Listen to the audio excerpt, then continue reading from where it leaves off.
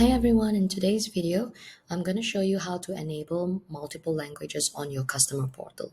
So first head on to the customer portal and go to the language section. So over here, you see that the English is the default language and you can choose the other options available.